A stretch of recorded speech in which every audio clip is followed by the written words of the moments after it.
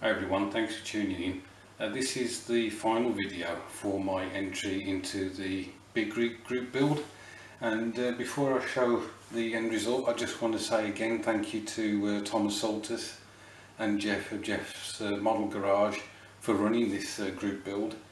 What I like about group builds is that they encourage you to build something that perhaps you wouldn't normally do, and although I build armour and aircraft, I very rarely would build like a maintenance type vehicle or just soft skin stuff like trucks and jeeps.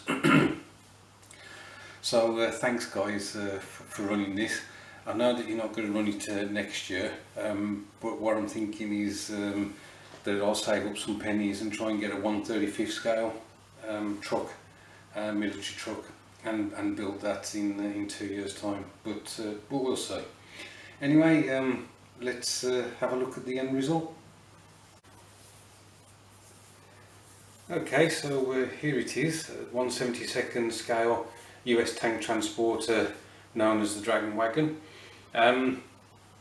Those of you who've been following this, it was a nice build. Academy did a good job. The construction was quite straightforward.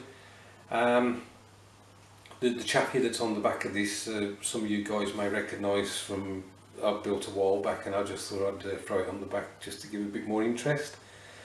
Initially painting this thing, I tried to do it with a hairy stick, which is my normal way of painting my models, but there were so many nooks and crannies that I couldn't get the brush to get into, that eventually I resorted to using an airbrush. Now what I wanted to try and do as well was replicate the paint job that's on the chassis, actually on the Dragon Wagon, and I think it's almost there but not quite. If you remember when I did the chassis, I was very pleased with the fact that the green remained lighter, and so the definition in the dark recesses when putting the sludge wash on was much better. I found that with olive drab, that when you put a sludge wash on, that you don't see those the sludge wash being retained in the recesses. It just kind of all blends in as one. I think it works a bit on some parts of this build, perhaps not on others. The cab, I think there is just ever so slightly a bit of definition there. So yeah, it is what it is. I would have preferred the green to have been a bit lighter, but there we go.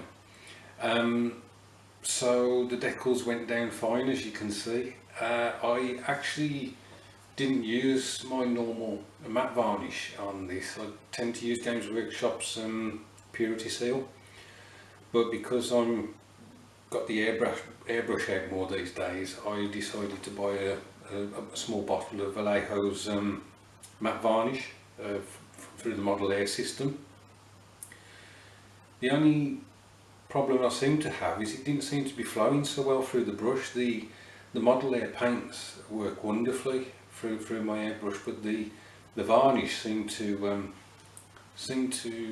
I don't know whether I need to up the pressure or something, but it just didn't seem to want to spread very well, and there was a bit of splutter on it. Now, as you can see, the matte finish on it is fine, so you know it did achieve what I wanted it to do, but there were moments where I was a bit concerned that it was just going to fail on me. There's not much more really to say about this build. The base that it's on, I didn't build specifically for this. This is an old base that I did, I don't know, maybe 2 years ago, and I actually used it for a diorama for the Curse group build that was being run by Cohen. So I found this up in the loft and thought that would be a great way to set the Dragon Wagon off. Anyway guys, as I say, I hope you like it. It will go on my shelf with my other armour builds of this scale. Thanks ever so much for watching. I've really enjoyed watching everybody else's big rig builds. There's some stunning paint jobs out there, and it's been a lot of fun. And obviously I'll continue to watch those who are still going through their builds. Right, that's it. As I say, thanks for watching, and I'll catch up with you soon.